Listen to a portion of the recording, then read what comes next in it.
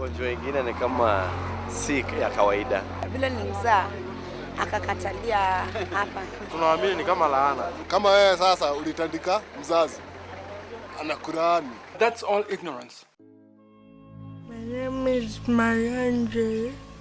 I'm 16 years old and I'm in high school the last year.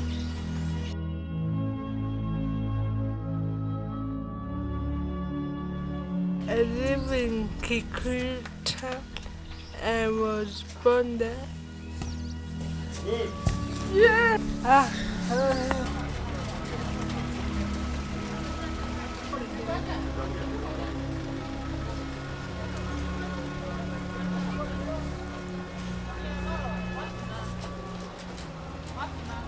When I got pregnant, I had some few problems during the first 3 months. And I went to see the doctor. The doctor thought my body was rejecting the baby or something was happening.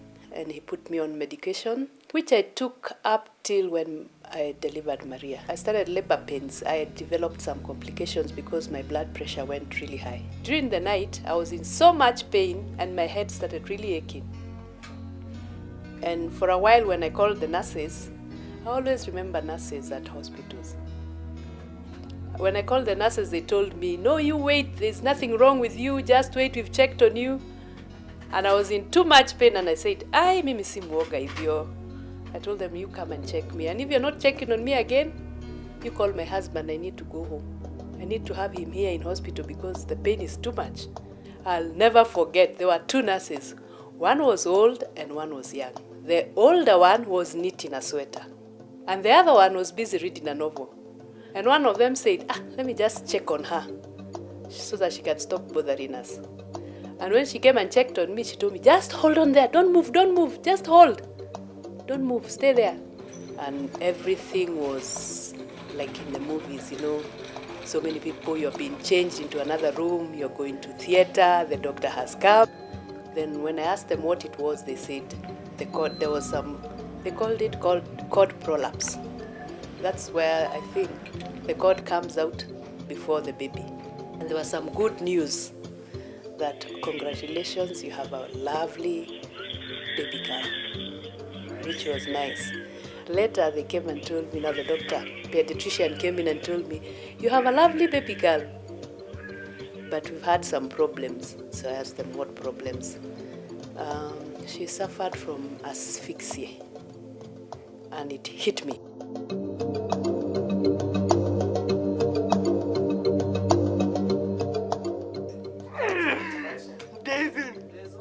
Ranika was born with her problem.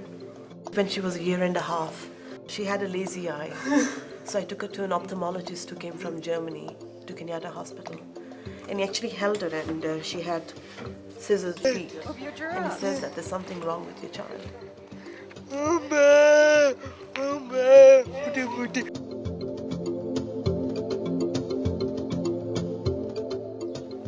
When Dr. Mianji looked at the MRI results, he wanted Shalel to stand without any clothes at all so that he would look at her frame. And that's the time I also saw that for the first time, she was a bit lopsided.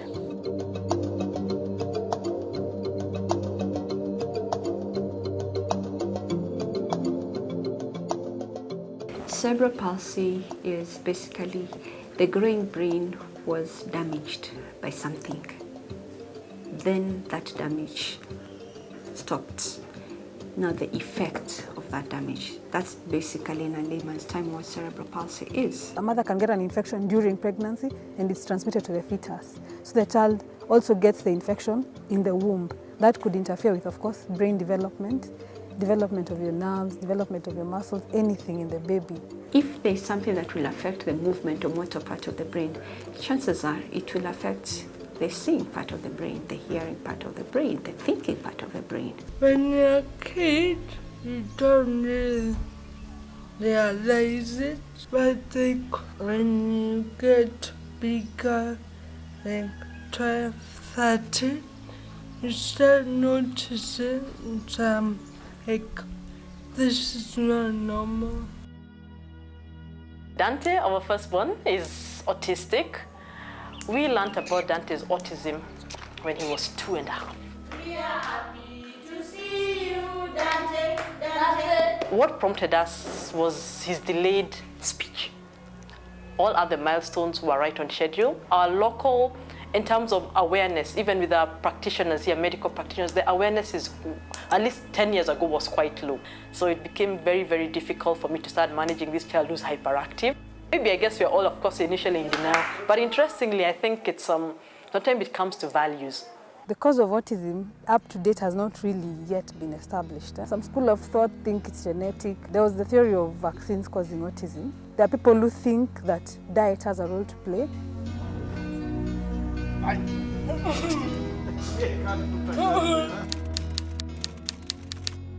When it dawned to us that we will not be able to reverse it, we can only cope with it. That's when the real challenge came in. No matter how far an autistic child goes, no matter how, we may say, independent in quotes, they will always need supervision. If your child can't sit, can't walk, can't crawl, there's no way the child will learn how to use the potty. There's no way the child will feed themselves. The child won't be able to dress themselves. They won't be able to socialize with other kids. It's all round. And I realized then that I needed support for myself. It was no longer for Shalel. It was me dealing as a mother of a child with mild CP.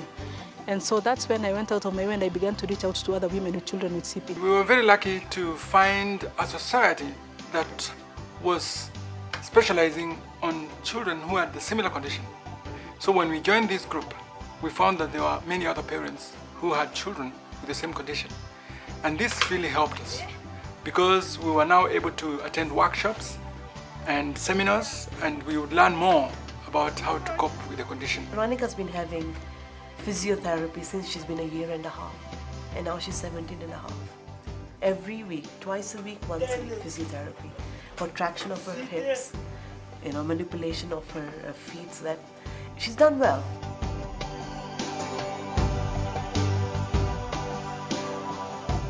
There are many parents who want to be on the side of their children, but they can't afford the things I'm talking about. Physiotherapy takes money. Occupational therapy takes money. Speech therapy takes money. Taking your child from spot A to spot B takes money.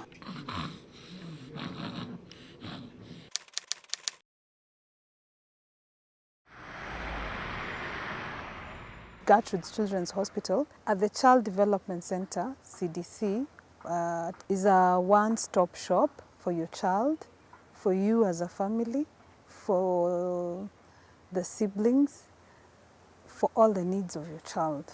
It was a bit difficult for parents to access service where in one particular place they will be able to find a doctor. That's a neurologist, and we have 2 or 3 of them in our team. If, for instance, there are issues to do with nutrition, we have available nutritionists who are able to look at what are the special diets, because certain conditions can be improved with diets.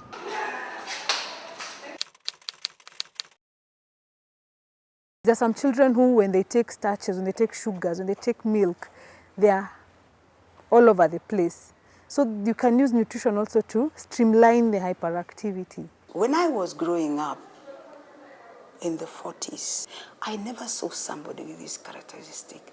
So I said food must play a very big role into what is happening. And with the studies that have been done, it has been found that a lot of families where there's a lot of allergies, most of them actually react to gluten, which is found in all the wheat products. That is bread, that is your chapatis, your mandazis, and casein, that is the protein in milk and dairy products, as it were. Every one of us needs to eat appropriately.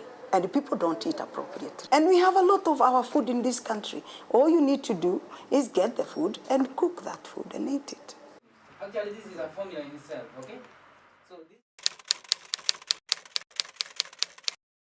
One of the most famous mathematicians, either it was Newton or Einstein, I don't know who, was autistic. What are you doing with your child hidden in a shack? Give that child help. That child actually may be the one who would do much, much more than what you'd call your typical child.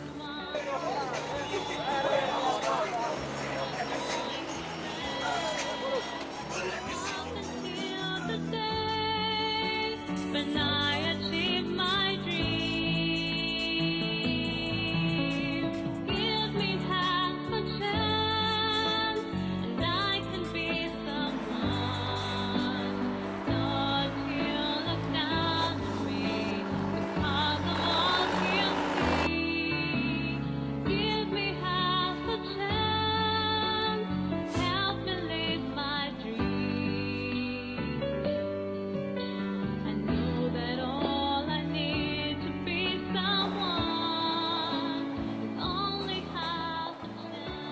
The philosophy of the KCCL is that every child can learn, and we know that our business here is to try as much as possible to ensure that the students live happy, independent, and productive lives. KCCL is a unique school in the sense that we take these students who are in our language are regarded to as slow learners. When I came to KCCL, I wanted to help the children learn some skills. They were already taking art classes, they were having cooking classes, and some music classes. I found places for some of the students who were interested in mechanics to work at a garage. We have English, which has got literature in it and grammar in it. We have mathematics, which is complete mathematics, just like we know it, wherever you do it, it's normal mathematics. We have what we call social studies. Now, social studies for us is a combination of geography, history, business and economics included in it. And we have the sciences. We are offering, or we are using the American curriculum to prepare our students for GED. We are trying to pursue registration with the Cambridge exam because Cambridge also provides for special needs students, and the students can also take their exams scaled out. Borderline is a challenge. You can find a school for children who are low functioning. You can find schools for children with hyperactivity and ADHD and all that stuff. But borderline is a child who needs that extra little in between. And I searched. And I think this is what Shalel's 4th or 5th school. But when we found KCCL, I think this is the point when I have seen Shalel the happiest. This is the time when I have seen Shalel free. This is the time when I have seen Shalel has friends.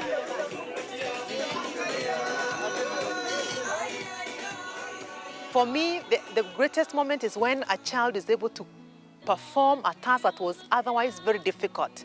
Because then the child tells it to the world, I made it, I got it. Looking back also at the alumni, getting Kevin, doing aviation now and flying out there and landing, that makes me excited. KCCL prepared me for the real world, if you might put it that way. I understand a lot. Actually,